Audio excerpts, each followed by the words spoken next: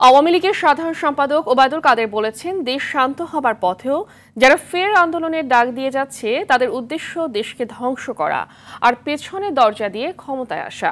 সকালে দলের সভাপতির ধানমন্ডির রাজনৈতিক কার্যালয়ে আয়োজিত সংবাদ সম্মেলনে আবারও নাশকতাকারীরা হামলার চেষ্টা চালাতে পারে শঙ্কা করে তাদের বিষয়ে মানুষকে সচেতন থাকার আহ্বানও জানান তিনি। ওবায়দুল কাদের বলেন, নাশকতার পর একের পর এক গ্রেফতার নির্দেশদাতাদের পরিচয় প্রমাণ করে জামাত বিএনপির উস্কানিতেই ঘটেছে এসব নৈরাজ্য।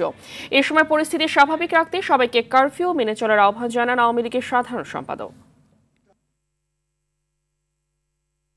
যে কায়দা নারকীয় হত্যাযজ্ঞ চালিয়েছে, সেই পাকিস্তানি ধারার রাজনীতিরই প্রেতাত্মা এখনো যারা আন্দোলনে ডাক দিয়ে যাচ্ছে, তাদের উদ্দেশ্য দেশকে ধ্বংস করা, দেশের অর্থনীতিকে আরো ধ্বংসের দিকে নিয়ে যাওয়া। তারা আবারও বিভিন্নভাবে হামলা চালানো চেষ্টা করতে পারে।